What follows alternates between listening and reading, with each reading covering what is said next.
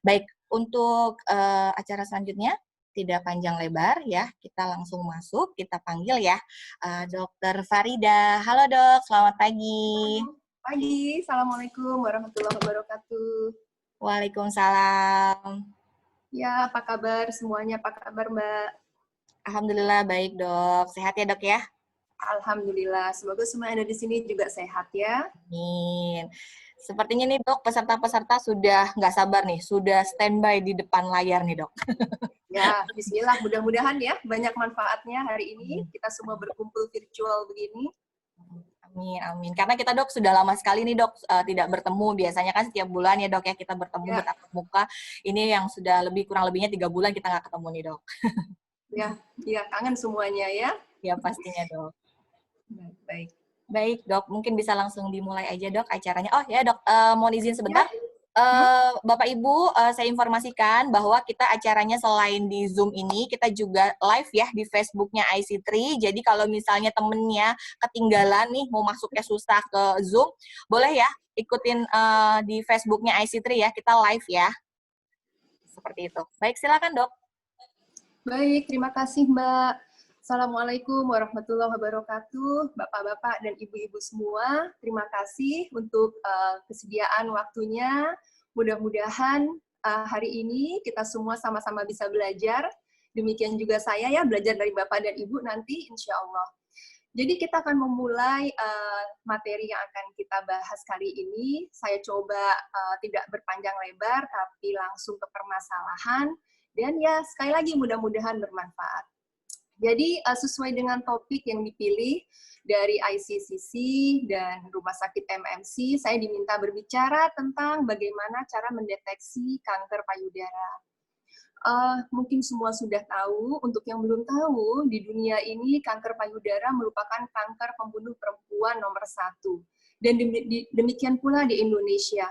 Kalau kita mau rata-ratakan, kita bisa hitung bahwa di Indonesia itu setiap jam ada 2 orang perempuan yang meninggal karena kanker payudara.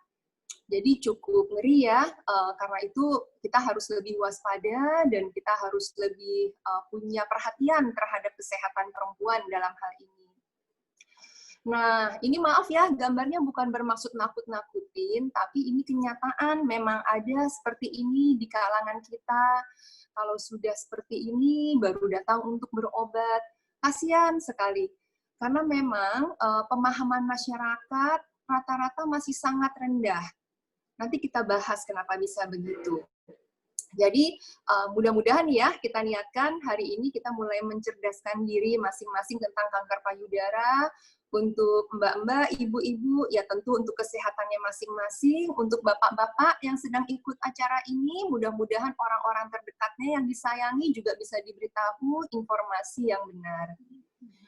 Pertama kita belajar dulu tentang struktur payudara. Kalau kita lihat struktur payudara itu adalah... Maaf dok, kelihatannya belum di-share screen-nya. Terima kasih dok. Halo, ini jelaskan ya slide saya ya. Ya, jadi ini struktur payudara. Kalau kita lihat gambar yang sebelah kanan itu, yang itu adalah gambar kelenjar ASI atau kelenjar susu. Nah, kalau ada kanker, sebentar, saya cek dulu. Slide-nya nggak kelihatan ya? Iya, benar dok. Oke. Udah di share screen belum ya dok? Sudah share screen.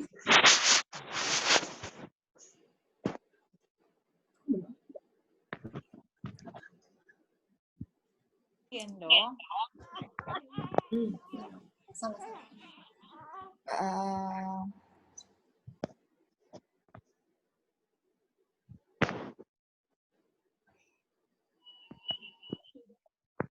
Di kami belum muncul. Ya. Kalau sekarang? Ya, sekarang sudah dok. Sudah kelihatan Bu Dokter, makasih. Sekarang udah? Ya, sudah dok. Udah ya, oke. Ya, oke. Jadi saya ulang sedikit ya. Jadi tadi topiknya bagaimana cara mendeteksi kanker payudara. Lalu tadi saya sudah sebutkan di dunia maupun di Indonesia kanker payudara adalah kanker pembunuh perempuan nomor 1. Jadi hati-hati ibu-ibu, mbak-mbak, sekitar 2 orang perempuan itu meninggal tiap jamnya karena kanker payudara di Indonesia. Statistiknya bilang begitu. Nah ini faktanya nih, saya bukannya ngasih yang ngeri-ngeri ya, tapi memang seperti ini masih ada kita temui, saking terlambatnya datang untuk berobat, sehingga dalam kondisi seperti ini datangnya. Padahal sebetulnya ceritanya bisa berbeda sekali kalau pemahamannya tepat. Jadi memang masalah pemahaman masyarakat umum tentang kanker payudara ini vital sekali dimiliki oleh semua orang, baik perempuan maupun pada laki-laki untuk bisa memberikan support yang benar terhadap wanita-wanita yang dia sayangi di sekitarnya. Jadi tujuan kita, ayo kita cerdaskan diri tentang kanker payudara, kita harus tahu informasi yang benar, apa yang sebaiknya dilakukan. Ini adalah gambar tentang struktur anatomi payudara. Kalau kita lihat di gambar yang sebelah kanan, yang kuning-kuning itu adalah lemak, ya. Lalu yang ungu itu adalah kelenjar susu. Nah, kalau ada kanker payudara, dia itu bermula dari sel epitel yang melapisi saluran kelenjar susu tersebut. Jadi dia bermulanya dari situ sebetulnya. Nanti kalau memang dia ada kelainan, dia akan bertumbuh. Bertumbuh bisa menjadi tumor. Tumor itu ada 2, bapak-bapak, ibu-ibu. Kalau tumornya jinak, tentu tidak membawa masalah yang terlalu berat. Tapi kalau tumornya ganas atau kanker, itu memang dia punya kemampuan atau potensi untuk menyebar. Jadi tidak semua tumor itu kanker ya. Kalau tumor jinak, ya dia tidak punya kemampuan menyebar. Kalau dia tumor ganas atau kanker, dia punya kemampuan untuk menyebar, bisa ke ketiak, bisa ke area leher, bisa ke seluruh tubuh manusia. Nah, jadi sekarang bagaimana cara kita mencegah kanker payudara? Yang pertama, kenali faktor resiko kanker payudara. Kenapa? Karena kanker payudara ini belum ada satu penyebab pastinya, itu belum ada. Kanker payudara itu lebih dikatakan sebagai kumpulan penyakit, artinya banyak faktor yang bisa memicu terjadi kanker payudara. Nah, faktor resiko ini ada yang bisa kita modifikasi, ada yang tidak. Jadi mari kita kenali apa saja faktor resikonya yang bisa kita modifikasi, mari kita modifikasi. Nah, ini faktor resiko yang pertama, jenis kelamin. Jenis kelamin perempuan otomatis akan lebih beresiko daripada jenis kelamin laki-laki. Laki-laki bisa loh Pak kena kanker payudara, tapi hanya sekitar 1% dari seluruh penderita kanker payudara. Kenapa perempuan beresiko? Karena perempuan ini punya siklus hormon periodik, yaitu kalau kita ingat setiap bulan perempuan akan mendapatkan haid atau menstruasi, itu ada hormon namanya hormon estrogen yang dia akan meningkat lalu menurun. Nah, penelitian mengatakan akibat siklus periodik inilah perempuan lebih rawan terkena kanker payudara. Faktor resiko kedua, usia.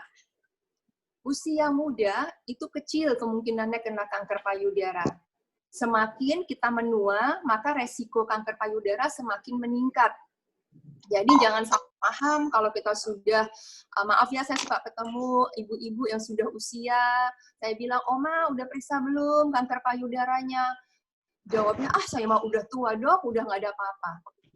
Padahal justru semakin tua seorang perempuan, resikonya untuk terkena kanker payudara semakin tinggi.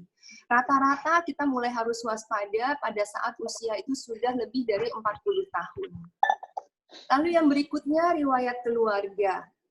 Walau demikian, di kanker payudara itu, studinya mengatakan sebenarnya kanker payudara yang disebabkan karena gen yang diturunkan dalam keluarga itu hanya 10%. Jadi 90% lainnya itu mendapatkan saja kanker payudara tanpa perlu ada riwayat di keluarganya. Karena biasanya yang ditanyakan, saya nggak ada keturunan loh dok, kok saya sakit kanker payudara? Karena memang hanya 10%. Faktor resiko dari genetik yang diturunkan oleh keluarga. Faktor resiko berikutnya, usia menstruasi, usia menopause, maksudnya begini. Tadi yang pertama saya sebutkan, ketika seorang perempuan punya resiko lebih tinggi kanker payudara, itu karena siklus periodik hormonnya yang menyebabkan dia bisa haid tiap bulan.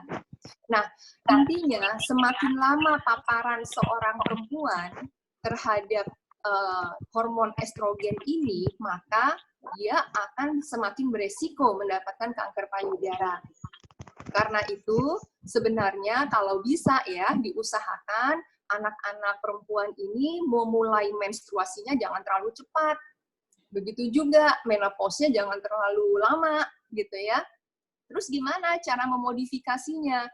Ya, kalau kayak yang tadi kan jenis kelamin nggak bisa dong kita rubah. Keluarga nggak bisa juga kita rubah. Umur apalagi. Nah, untuk masalah paparan terhadap hormon estrogen ini, yang bisa kita lakukan adalah mengusahakan supaya anak-anak perempuan kita tidak terlalu cepat menstruasi. Salah satu cara yang paling efektif nih, ibu-ibu, bapak-bapak, usahakan anaknya aktif. Aktif secara fisik ya. Jadi kalau saya lebih suka ngelihat anak-anak itu aktif bermain-main, lari, olahraga, apapun, daripada bapak ibu merasa, wah bagus nih anak saya tenang diam-diam aja ternyata asyik main gadget atau nonton TV sambil ngemil. Karena itu biasanya akan lebih cepat mendapatkan menstruasi. Itu ada hasil penelitiannya. Jadi upayakan aktif, karena anak yang aktif biasanya akan lebih lama memulai menstruasinya yang teratur. Lalu riwayat menyusui dan melahirkan. Nah, wanita yang pernah menyusui, yang pernah melahirkan dulu ya, yang pernah melahirkan, jadi bukan hanya hamil, tapi hamil sampai lahir bayi dan menyusui, itu dalam penelitian dikatakan akan memiliki efek proteksi yang cukup signifikan terhadap kanker payudara, tapi, nah ini yang perlu diingat, sekitar 10 tahun setelah dia melahirkan anak pertamanya. Di lain pihak yang harus kita hati-hati, karena nih saya pernah berapa kali dapat kasus ibu-ibu kanker payudara yang dapatnya pas saat dia sedang hamil atau menyusui dan datang ke saya dalam kondisi benjolan sudah besar, karena baik ibu itu maupun dokter yang sebelumnya berpendapat, oh ibu lagi hamil kok, ibu menyusui aman bu, biar aja, ibu terus aja nyusuin sampai 2 tahun baru diberesin ini benjolannya. Nah, padahal gini Bu, Pak, ketika seorang perempuan itu sedang hamil atau menyusui, sel-sel payudara itu kan cepat bertumbuhnya. Bertumbuh tuh artinya 1 jadi 2, 2 jadi 4 gitu ya, karena membelah terus. Nah, pertumbuhan sel yang cepat itu rawan menyebabkan kontrol kualitas selnya kurang. Sehingga sebetulnya ketika perempuan sedang hamil dan menyusui, resiko untuk bisa terjadi kanker payudaranya sedang meningkat. Sehingga intinya, kalau ada yang sedang hamil dan menyusui mengalami benjolan di payudara, cepat pastikan dulu ini apa. Kalau bukan apa-apa, ya sudah. Tapi kalau ada sesuatu, jangan sampai terlambat. Faktor resiko berikutnya penggunaan obat hormon. Biasanya seperti KB ya, KB suntik, KB pil. Sebetulnya kalau di wanita muda yang tidak ada faktor resiko yang lain, penggunaan KB hormonal dikatakan di literatur relatif aman. Yang tidak kita sarankan kalau memang sudah menjelang atau lewat dari usia 40 tahun, masih menggunakan KB yang sifatnya hormonal, atau memang secara faktor resiko yang lain sudah cukup tinggi. Kemudian riwayat radiasi daerah dada. Radiasi ini dalam arti radiasi untuk pengobatan ya, biasanya pasiennya diminta datang berkali-kali setiap hari, lalu saat dilakukan pasiennya ditinggalkan sendiri untuk terapi selama beberapa menit. Jadi bukan radiasi untuk diagnostik misalnya mengerjakan ronsen dada atau mamografi, bukan itu. Nah, yang berikutnya adalah berat badan berlebih. Seringkali pasien nanya sama saya, dok, pantang makannya apa biar nggak kanker payudara? Penelitian terus mengeksplor, bapak-bapak, ibu-ibu, tidak ada bahan makanan satupun yang dikatakan akan mencegah kita kena kanker payudara, atau akan menyebabkan kita kena kanker payudara selama bahan makanannya bersih dan sehat. Justru yang menjadi faktor penyebab atau faktor resiko itu adalah kalau berat badan berlebih. Nah, jadi kalau di sini usahakan berat badan seimbang, berat badan ideal. Kalau untuk orang Asia, itu kita biasanya gunakan indeks massa tubuh. Cara menghitungnya, mungkin ada yang mau catat ya, indeks massa tubuh itu berat badan dalam kilogram dibagi tinggi badan kuadrat dalam meter. Upayakan kalau untuk orang Asia di bawah 23. Jadi ntar hitung masing-masing ya, ibu-ibu, mbak-mbak.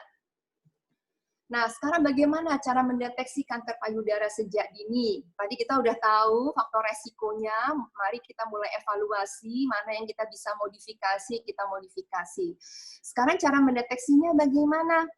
Yang pertama, ayo kita kerjakan sadari. Sadari itu periksa payudara sendiri. Mulai kapan? Kalau saya selalu menyarankan semenjak anak perempuan mulai menstruasi teratur. Kenapa? Tujuannya supaya kenal ibu-ibu payudaranya. Karena kalau dia tidak pernah raba payudaranya, dia tidak kenal pada saat ada kelainan, dia nggak tahu. Nah, ini terbaik mengerjakan sadari untuk semua perempuan, kerjakan tiap bulan sekali saja. Kapan? Nah, kita cari waktu di mana payudara biasanya paling lembek karena hormon estrogennya sedang paling rendah. Itu rata-rata biasanya hari ke-7 sampai ke-15 dihitung dari hari haid pertama keluar. Jadi misalnya haidnya dimulai tanggal 1, terbaik untuk meraba payudara untuk sadari antara tanggal 7 sampai tanggal 15-nya. Nah, setelah sadari, ada lagi kerjakan screening rutin. Ini dikerjakan 1 kali setiap 1 sampai 2 tahun. Kapan? Nah, sama antara hari ke-7 sampai ke-15 juga dihitung dari haid pertama kalau mau ideal supaya lebih akurat pemeriksaannya.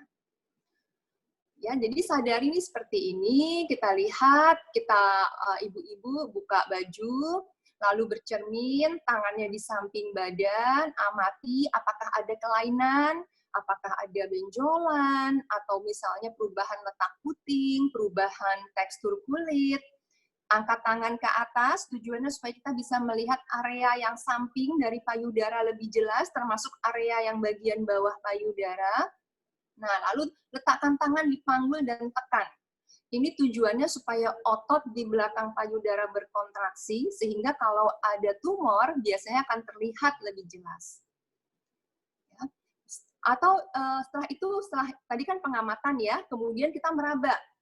Kalau kita mau meraba payudara kiri, angkat tangan kiri, raba pakai tangan kanan. Bagaimana perabaannya? Boleh, bagaimanapun arahnya boleh, yang pasti semua area payudara diraba dengan teliti. Dan area payudara itu bukan hanya bagian yang menonjol ya, tapi juga di bawah tulang leher, sampai di area kira-kira kalau samping itu, kalau pertengahan ketiak, kita tarik garis ke bawah, nah itu masih payudara, raba semua. Ya. Dan terakhir, Ibu tahu kan ada areola, daerah yang gelap di sekitar puting, itu diperas, ditekan, apakah ada cairan yang keluar.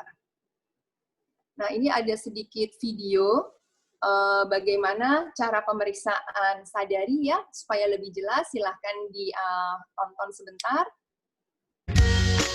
Jadi, bapak-bapak, maaf ibu-ibu, melihat di cermin, tanpa baju, ada nggak kelainan dimpling itu misalnya kayak tarik ke dalam, lalu kemerahan, lalu ada benjolan, atau ada seperti luka-luka lecet-lecet, bengkak-bengkak, atau keluar cairan dari puting, atau perubahan letak puting tadinya menonjol keluar jadi masuk ke dalam.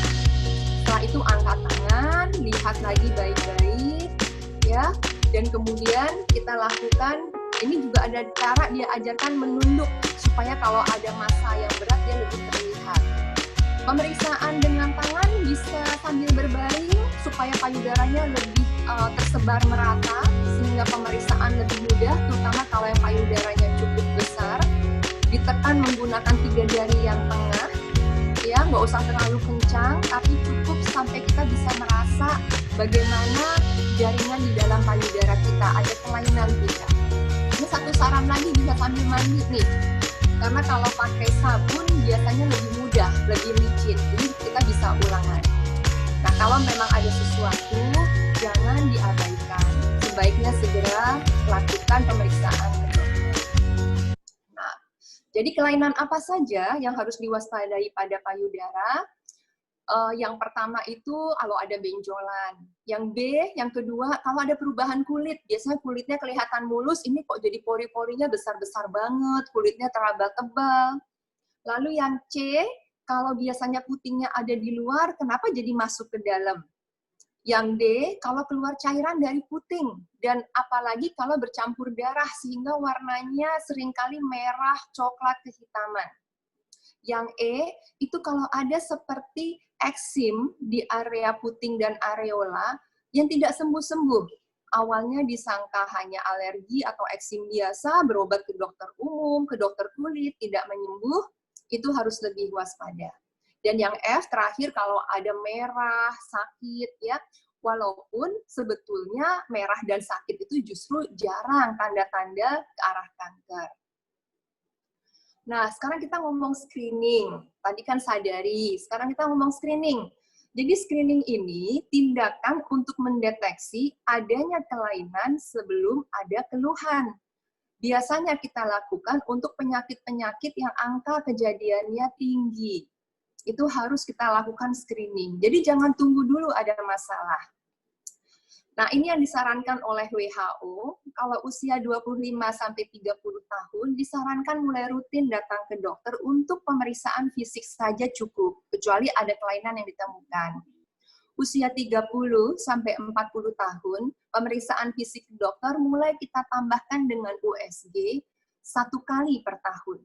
Ingat, tidak menunggu ada keluhan atau gejala atau kelainan ya. Nah, 40 tahun ke atas ini kita sudah lebih waspada. Kenapa? Karena resiko perempuan untuk mendapat kanker payudara mulai meningkat cukup signifikan. Sehingga yang dikerjakan adalah pemeriksaan ke dokter, pemeriksaan fisik, USG payudara, nah ditambah dengan mamografi. Kalau usianya 40 sampai 55 tahun, kita sarankan 1 kali per tahun. Kenapa? Karena biasanya payudaranya masih padat. Sehingga kalau di mamografi, kadang-kadang ada sesuatu tapi tidak terlihat karena tertutup kepadatan payudara. Untuk mengurangi yang kita namakan false negatif, jadi kayaknya nggak ada apa-apa, tapi salah gitu ya, itu disarankan 1 kali per tahun. Sementara kalau sudah menjelang 60 tahun, 55 tahun ke atas, di mana payudara biasanya sudah lebih longgar ya, jadi kalau diraba lebih mudah, di mamografi lebih jelas, itu sudah dibolehkan 1 kali per 2 tahun. Nah pertanyaannya, kenapa harus screening kalau sudah sadari? Karena kalau kita lihat gambar di atas, perabaan pasien dengan perabaan dokter itu bisa berbeda. Ini sebetulnya urusan jam terbang ya ibu-ibu. Kalau ibu mungkin tiap hari ngeraba payudara sendiri, saya setiap hari mungkin bisa ngeraba 10 payudara gitu ya. Jadi sebetulnya masalah kebiasaan aja, tapi membuat tangan-tangan kita lebih sensitif. Lalu gambar yang kiri itu gambar USG. Ini gambaran seperti ini nggak teraba ada kelainan. Jadi kalau pasien meraba nggak ada apa-apa, tapi tertangkaplah oleh USG ada kelainan. Ini pada kasus ini ketika kita buktikan dia kanker. Yang sebelah kanan yang ada gambar bercak-bercak putih, itu gambaran mamografi. Ini lebih lagi, Bu. Dengan peraba tidak ada, di USG juga nggak tertangkap, tapi di mamografi tertangkap. Dan ketika dibuktikan, ternyata memang kanker. Ya, jadi mamografi itu memang lebih sensitif daripada USG. Karena itu sebaiknya tetap dilakukan kalau sudah di atas 40 tahun. Ya, jadi ini kenapa sih harus screening kalau sudah sadari? Selain alasan yang tadi, karena memang kebanyakan kanker payudara tidak sakit. Kalau saya tanya ibu-ibu yang datang dengan benjolan sudah besar, kenapa Bu baru datang sekarang? Nggak sakit soalnya dok. Memang nggak sakit. Kebanyakan kanker payudara itu tidak memberikan keluhan sakit, merah, itu nggak ada. Ya, sehingga screening ini harus rutin dikerjakan selama hidup perempuan. Karena intinya kita nggak pernah tahu kapan kanker payudara akan datang. Nah, dan yang paling penting kita tahu goalnya nih. Kita tahu kanker payudara belum punya vaksin. Tapi kanker payudara kalau ditemukan di stadium 0 dan stadium 1, itu kemungkinan untuk penyembuhannya lebih baik. Masalahnya nih, stadium 0, stadium 1 biasanya belum teraba oleh tangan dan tidak ada gejala-gejala lainnya. Nah, ini tabel kita memperlihatkan nih, Pak, Bu. Harapan hidup pasien kanker payudara berdasarkan stadium. Kalau ditemukan di stadium 0, dengan catatan pengobatannya benar, sesuai dengan protokol standar, itu angka ketahanan hidupnya 100%. Ditemukan di stadium 1, 98 sampai 100%. Nah, coba kita lihat tuh, makin tinggi stadium, makin turun angka harapan hidupnya. Karena itu kita juga berharap kalau makin awal kita temukan, maka pasien hasilnya pengobatannya akan lebih baik. Nah, lalu kalau kita ke dokter, Bapak Ibu ke dokter, apa sih yang bisa diharapkan? Jadi jangan takut, karena rata-rata gini, saya takut dok ke dokter nanti main langsung dibedah, gitu kan? Jadi yang pertama Bapak Ibu akan ditanya dulu riwayat penyakit. Nah, mohon ceritakan yang jelas, lengkap, tapi langsung ke permasalahannya. Lalu dokter akan melakukan pemeriksaan fisik yang teliti, menentukan pemeriksaan tambahan apa yang sebaiknya dilakukan. Dan jika dokter menemukan benjolan di payudara dengan ciri-ciri yang mencurigakan, maka jangan khawatir, Bapak Ibu nggak akan langsung disuruh operasi. Ya. Nah, ini saya selalu sebut begini, saat ini tahun 2020, pasien itu berhak mendapat informasi penyakit apa yang dia miliki dan pengobatan apa yang berhak didapatkannya untuk sembuh optimal. Ya. Nah, kenapa saya bilang tadi nggak akan langsung dioperasi? Karena penelitian jangka panjang sudah membuktikan kalau kita ada benjolan di payudara langsung mengoperasi pasien, pertama ada kemungkinan kesalahan pemilihan tipe operasi. Kedua, kita tidak ada diskusi antara dokter bedah dengan pasien. Apa sih harapan pasien? Apa yang menurut kita baik untuk pasien? Dan bisa jadi kalau operasi yang pertama ternyata belum cukup, akan ada operasi tambahan, operasi kedua, dan mungkin seterusnya. Dan yang paling kita amati sekarang, di era pengobatan modern, kita menghindari ada depresi pasca operasi. Depresi ini bisa terjadi karena pasien masuk kamar operasi, nggak tahu apa yang akan terjadi pada dirinya, dan ketika selesai, dia kaget mendapati sesuatu yang dia tidak disiapkan sebelumnya. Karena itu kita mau ngomong biopsi nih Bapak Ibu. Untuk kelainan payudara, saat ini kalau kita ikut standar yang berlaku internasional, itu hanya adalah dilakukannya core biopsy. Core biopsy ini yang menjawab semua kekhawatiran awam. Biasanya kan pertanyaan ke saya, dok, katanya kalau biopsi yang tadinya nggak ganas, jadi ganas.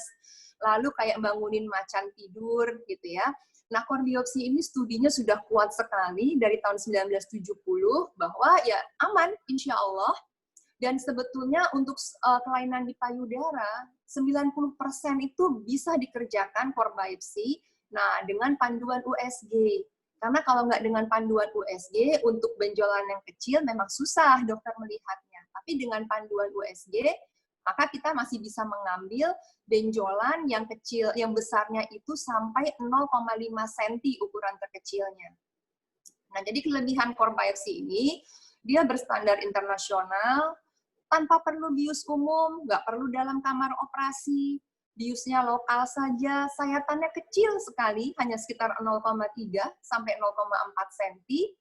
Setelah dikerjakan pasien bisa segera pulang, efek sampingnya sangat minimal, dan yang paling penting dia memenuhi syarat biopsi, akurasinya tinggi, 98 sampai 100%. Nah, ini ada sedikit video penjelasan, mungkin nggak bagus-bagus amat ya videonya, tapi mudah-mudahan bisa memberi gambaran apa sih core biopsi itu. Silakan nih Bapak Ibu.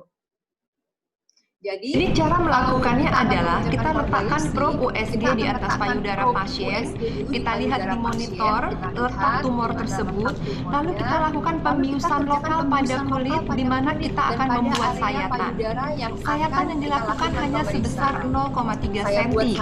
Kemudian dengan alat core biopsi ini kita akan masukkan alat tersebut tetap dengan panduan ultrasonografi atau USG. Kalau kita anggap ini adalah penampang payudara, payudara dengan tumor yang ada di dalamnya, maka alat core biopsi ini akan menembus kulit dengan sayatan yang kecil sekali, hanya sekitar 0,3 cm, masuk ke dalam dengan panduan alat USG kita lihat berada di tengah-tengah tumor, barulah kita ambil sampel jaringan. Karena inilah deteksi ketepatan diagnosisnya mencapai 98 sampai pakai 100%. strip saja, pasien boleh pulang, tetap bisa mandi, tetap bisa berpakaian biasa, aktivitas biasa. Nah, apa yang kita kerjakan setelah biopsi keluar? Biopsi sudah keluar, dokter akan ngobrol sama pasien, menjelaskan hasil. Nah, sebagai pasien berhak mendapat penjelasan lengkap dari dokter. Juga boleh bertanya, jadi dok, apa saja terapi dan pilihan apa saja yang dimiliki? Nanti berdasarkan apa yang dikatakan oleh dokter, pasien berhak memilih terapi apa yang dikehendaki, tentunya berdasarkan rekomendasi dokter. Namun, seandainya pasien tidak mau menuruti saran dari dokter, dokter juga berhak memperingatkan pasien konsekuensinya. Atau bahkan terkadang terpaksa kita meminta pernyataan tertulis kalau pasien kita menolak terapi yang standar. Karena pada dasarnya itu akan membahayakan kehidupannya. Lalu jika kita terdiagnosis kanker payudara, apa saja pemeriksaan tambahannya? Di era sekarang ini, kita akan sarankan pemeriksaan biomolekuler, namanya imunohistokimia, orang biasa menyingkat dengan IHK, untuk tahu sifat kanker. Gunanya apa? Untuk menentukan terapi yang paling tepat untuk pasien. Karena sekarang terapi kanker payudara itu harus didesain tiap pasien, itu bisa jadi berbeda dengan pasien yang lainnya, bergantung pada kondisi pasien. Lalu pemeriksaan imaging atau pencitraan untuk tahu ada tidaknya penyebaran kanker payudara ke organ lain. Nah, yang terakhir, ini mungkin sesuatu yang baru didengar, pemeriksaan genetik untuk tahu apakah kanker payudara ini punya mutasi. Mutasi itu mungkin sederhananya kelainan ya, gen. Jadi ada gen namanya gen BRCA1, BRCA2 yang ada di tubuh kita semua. Kalau dia mengalami mutasi, maka dia bisa menyebabkan kanker payudara. Tapi ingat, kanker payudara dalam keluarga itu yang sifatnya diturunkan hanya 10%. Nah, kapan kita pemeriksaan gen BRCA1, BRCA2? Nggak semua pasien kanker payudara perlu diperiksa ini. Nggak semua. Jadi kita akan periksa kalau pada pasien itu ada riwayat personal. Apa riwayat personalnya? Kalau dia mengalami kanker payudara didiagnosis saat usianya kurang dari 40 tahun. Atau mengalami kanker payudara bilateral, jadi kanan-kiri.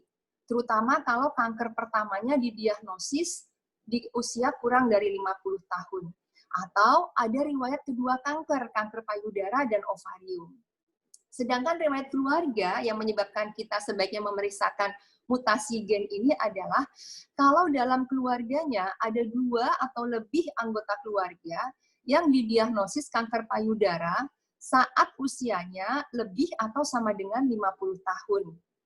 Kemudian terdapat riwayat 2 jenis kanker di keluarga, kanker payudara dan ovarium. Ovarium itu indung telur ya, ibu-ibu.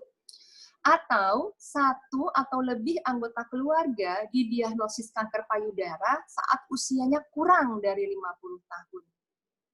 Kemudian kita kenal di dunia, ada ras, namanya ras Yahudi Ashkenazi, itu memang kemungkinan resiko kanker payudara di keluarganya tinggi, atau ada riwayat di keluarganya kanker payudara pada laki-laki. Nah, ini sebaiknya diperiksakan. Jadi nggak semua pasien juga harus kita periksakan ini. Nah, apa maknanya kalau hasil tes mutasi BRCA1, BRCA2 positif? Kalau ada mutasi BRCA1, dia akan memberi resiko sepanjang hidup perempuan itu bisa mengalami kanker payudara 50-85% kemungkinannya. Sedangkan kanker ovariumnya kemungkinannya 15-40%. Sedangkan kalau mutasinya di BRCA2, resiko sepanjang hidup untuk kanker payudara, kalau di laki-laki 6-7,5%, 50-85% pada perempuan, dan resiko kanker indung telur atau ovarium 14-27%. Makanya kalau ada ini tentu diskusinya menjadi intens antara dokter yang merawat dengan pasien tersebut. Nah, sekarang kita beralih ke terapi kanker payudara. Prinsip pentingnya mohon dipegang nih. Yang pertama, angka ketahanan hidup penderita semakin dia dini ditemukan, maka akan semakin besar angka ketahanan hidupnya. Lalu yang kedua, dokter bisa memberikan pilihan terapi yang lebih beragam, sehingga otomatis biaya pun akan lebih rendah. Nah, ini pertanyaan yang paling sering ke saya juga, apa benar terapi tumor atau kanker payudara pasti berupa operasi? Dan kalau kanker, maka payudara harus diangkat semua supaya sembuh. Karena ini memang kadang-kadang membuat perempuan takut untuk berobat karena tidak mau kehilangan payudara. Lagi-lagi nih ibu-ibu, sekarang tahun 2020 sudah bukan masanya perempuan takut berobat kanker payudara karena kehilangan payudara. Karena itu sebetulnya yang penting lakukan ini. Ibu berhak minta informasi lengkap dan menyeluruh tentang penyakit ibu kepada dokter yang merawat. Boleh bertanya, apa aja sih pilihan terapi yang layak untuk saya? Dan ibu sangat berhak mengutarakan apa harapannya. Tapi ibu juga harus membuka diri untuk menerima saran medis yang benar. Lalu bersikap kritis terhadap saran-saran dari luar yang kadang-kadang menjanjikan, instan, tapi tidak jelas landasan ilmunya. Lalu kalau sudah berobat, tolong disiplin. Dan yang paling penting kalau mau itu semua berhasil, komunikasi dengan dokter yang merawat harus sangat baik. Nah, nggak semua perempuan nyaman dengan payudara seperti ini. Ini pasca mastektomi. Mastektomi itu artinya pengangkatan kedua payudara. Ada yang merasa nggak masalah, tapi ada yang tidak nyaman. Ya, nah ini sedikit video bahwa sekarang ini sangat mungkin kita melakukan pengobatan operasi kanker payudara yang tetap dengan mengindahkan kaidah estetika. Tolong ditonton sebentar ya. Jadi, tahukah Anda bayangkan bahwa yang sebelah kiri payudara itu Anda dapat payudara tampak diangkat bagus kembali karena pasca kanker operasi tanpa kanker ada payudara dilakukan apa-apa, sementara yang dengan kanan prosedur tadi operasi kita lakukan onkoplasti yang rekonstruksi. memenuhi kaidah Nah, ini onkologi kalau dan sudah diangkat, estetika, dokter seperti dapat tadi membentuk itu, kembali sementara kalau payudara ini pasca kita bentuk lagi operasi agar payudaranya bahkan kualitas setelah hidup tetap pengangkatan terjaga. mastektomi tadi, setelah Berikut mastektomi. pilihan teknik Operasinya namanya onkoplasti. onkoplasti, ada banyak sekali pilihannya. Implan Pilihan pertama silikon kalau misalnya digunakan sudah diangkat untuk payudara, menggantikan massa kita bisa payudara gunakan yang silikon diangkat implan pada operasi untuk kanker menggantikan payudara. gundukan payudara. Flap Atau kita tram gunakan atau flap. Flap itu transversus artinya kita rectus memindahkan abdominis jaringan dari tubuh myocutaneous lain, ya adalah misalnya salah payudara satu sudah metode dibuang, rekonstruksi lalu kita payudara ambil yang lemak menggunakan flap dan abdomen. kulit dari perut Flap yang berasal dari diperdarahi sebagian melalui jaringan perut otot di pasien daerah perut yang juga, terdiri makanya atas namanya kulit, tram, jaringan itu ada lemak, singkatannya. sebagian Nah, kecil ini kita otot putar ke rectus atas untuk abdominis dan menggantikan jaringan gundukan ikat payudara. yang dipindahkan Jadi ini ke digantikannya bukan payudara. dengan benda asing, tapi dengan bagian Beberapa tubuh pasien perempuan kanker sendiri. payudara Dan banyak lebih ibu-ibu menyukai senang loh ini. prosedur Kenapa? ini Karena karena habis itu perutnya menghasilkan rata lagi. Jadi abdominoplasti ada atau keuntungan pemuncalan tambahan perut ya, yang dan kadang-kadang ibu-ibu jadi memungkinkan senang juga payudara karena itu. direkonstruksi dengan Atau jaringan kalau sendiri payudaranya daripada implan benda tidak asing. kita buang semuanya. Dalam Jadi prosedur misalnya flap kita hanya latissimus buang dorsi, sebagian, flap lalu berbentuk kita mau oval ganti, yang itu terdiri kita bisa atas pakai kulit, otot dari punggung lemak, belakang, otot, namanya dan otot pembuluh darah latissimus dari dorsi. punggung Itu atas kita isi yang lagi, karena digunakan kalau untuk dibuang begitu nggak merekonstruksi diisikan kempot payudara. ya ibu-ibu, jelek gitu Flap ini kelihatannya. dipindahkan Itu di kita bawah isi kulit lagi. pasien Kalau ke dibuangnya sekitar pakai area kulit, payudara kulitnya kita untuk ganti. Kalau mengisi nggak pakai jaringan kulit, kulitnya payudara masih yang tetap telah aja, tinggal diangkat. ototnya yang kita pindahkan. Atau kita Dengan lakukan menggunakan flap perforator pengisian, arteri nggak perlu dengan interkostal otot, lateral, cukup dengan kulit tindakan dan ini sebagian akan lemak menggantikan dari jaringan area payudara sekitar yang payudara diangkat itu pada untuk mengisi prosedur operasi kekosongan kanker dari tempat payudara. bekas tumor atau kanker Prosedur yang kita ini buang. memindahkan kulit dan Jadi lemak dari intinya bawah saat lengan ini teknologi untuk pembedahan mengembalikan sangat ukuran bentuk memungkinkan payudara ibu-ibu pasien. untuk tetap memiliki rasa percaya diri walaupun sudah kanker payudara. Ya. Saya rasa demikian dulu. Terima kasih atas perhatiannya. Mungkin nanti berikutnya akan ada tanya jawab. Ya, terima kasih. Silakan.